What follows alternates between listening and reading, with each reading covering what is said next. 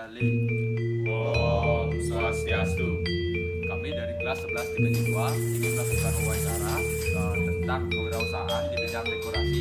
Sebelum itu, kami ingin memperkenalkan diri. Saya Ibu Arga Wibawa, absen 20. Saya Ibu Panjautan Adiantana, nomor absen 13. Saya Ibu Tertulisanita, nomor absen 25. Saya Kolos Pranjana, absen 30. Saya Mandi Yudi Sukmamanacika, nomor absen 31.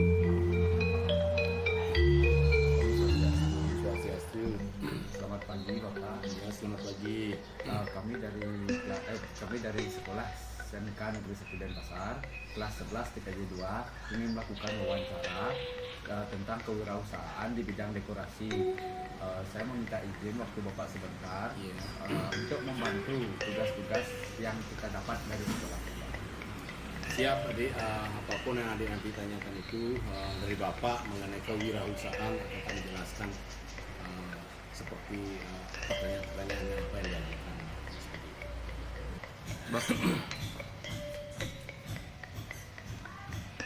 Apa yang menginspirasi Bapak dalam memulai bisnis dekorasi? Terima kasih adik ya.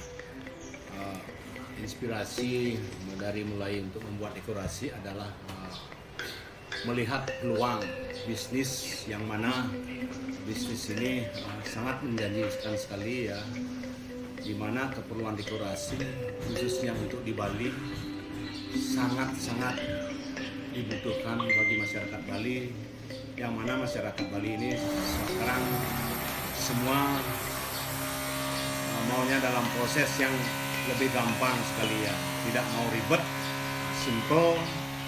Segala sesuatu yang dibutuhkan oleh masyarakat yang membutuhkan dekorasi semuanya ada di kita semua. Itu yang membuat inspirasi karena peluang yang sangat besar sekali ya. Walaupun sudah banyak ada dekorasi dan Bapak yakin sekali peluang ini sangat membantu perputaran ekonomi di Bali.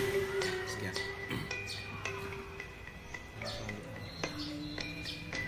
Tantangan terbesar apa yang pernah Bapak hadapi dan bagaimana mengatasinya? Tantangan terbesar adalah itu sangat komplit sekali, komplikasi sekali, yaitu apabila dari order yang datang itu yang jarak tempuhnya sangat jauh. Sedangkan kita berlokasi di Denpasar, kadang ada order dari Singaraja, Seririt, jauh sekali. Itu pun sudah terlalu sering kita hadapi ya. Tetapi tantangan-tantangan seperti itu bukanlah berat bagi kita. Yang namanya berbisnis dekorasi kan ada kalkulasinya dari jumlah barang, orderan, nominal. Apabila itu memenuhi daripada nominal yang kita kerjakan, itu bisa kita lakukan. Jadi tantangan-tantangan itu ada berat, ada ringan. Tetapi bagaimana cara kita mengelolanya untuk menanggapi daripada klien yang order barang pada kita.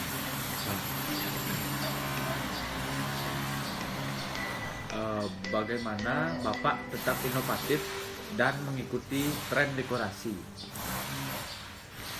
Tren dekorasi ini sekarang semakin meningkat ya, semakin hari, semakin bulan, semakin tahun itu semua mengikuti tren sesuai dengan permintaan klien. Lagi pula kalau Bapak menginspirasi dari tren itu selalu melihat dari Google ya, dari Facebook, dari rekan-rekan kita dekorasi dari Jakarta, Jawa, semuanya itu kita akan kombinasikan dan menyesuaikan dengan adat budaya yang ada di kita ini. Jadi inovasi selalu kita lakukan dan memberikan servis untuk klien yang lebih baik. Oke, kemudian pertanyaan keempat, strategi pemasaran apa yang paling efektif untuk bisnis dekorasi Bapak? Sementara ini pemasaran yang kita lakukan di sini adalah seperti MLM gitu ya, multi level ya, di mana pemasaran itu datanya dari mulut ke mulut sebenarnya ya. Kita memberikan servis kepada satu klien, di mana klien ini tentunya mempunyai keluarga besar ya. Dari sana pemasaran kita memberikan servis yang bagus sehingga dari satu keluarga ke keluarga lainnya itu akan memberikan rekomendasi kepada kita. Begitu juga dari keluarga ini mempunyai teman. teman ini akan memberikan rekomendasi kepada kita.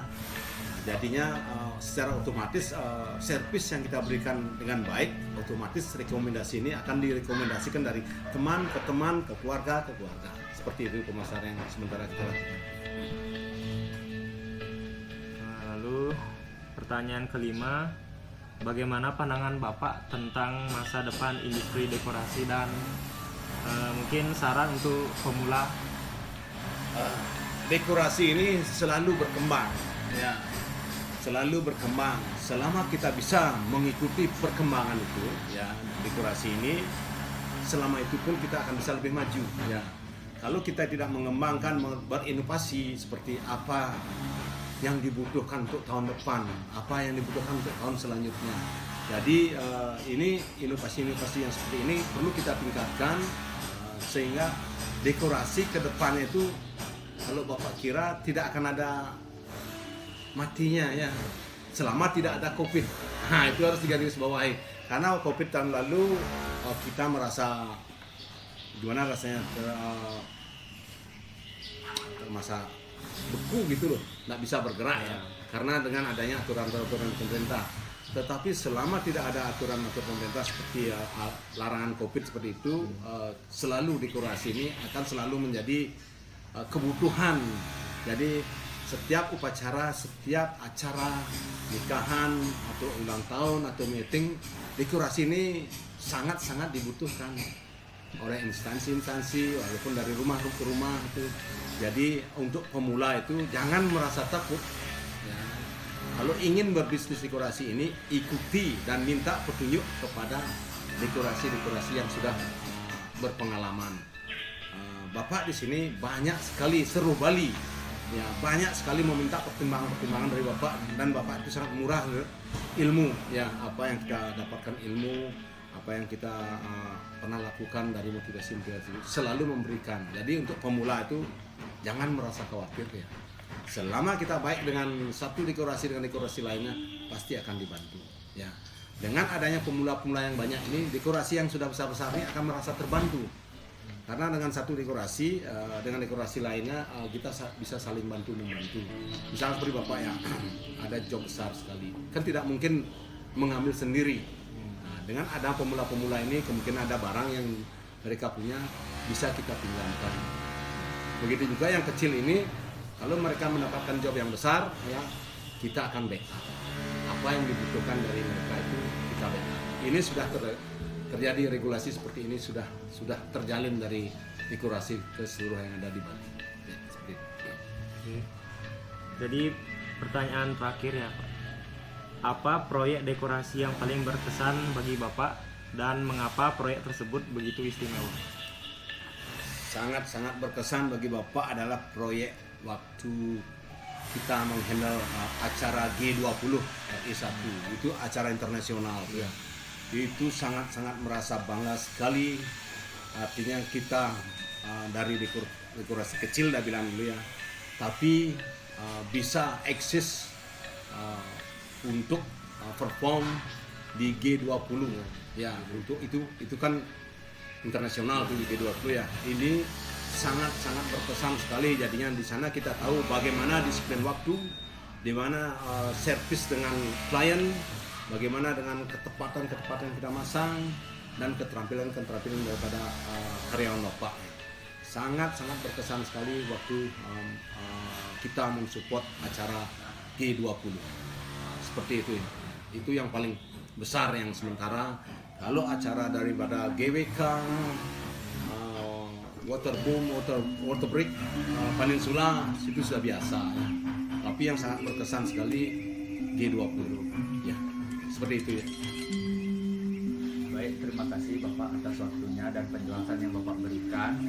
Semoga penjelasan yang Bapak berikan itu menjadi motivasi untuk para pemula-pemula yang ingin melakukan usaha di bidang dekorasi, gitu Bapak. Oke, adik, ya. Mudah-mudahan apa yang Bapak jelaskan tadi menjadi motivasi untuk adik-adik semuanya, begitu pemula yang ingin berwirausaha.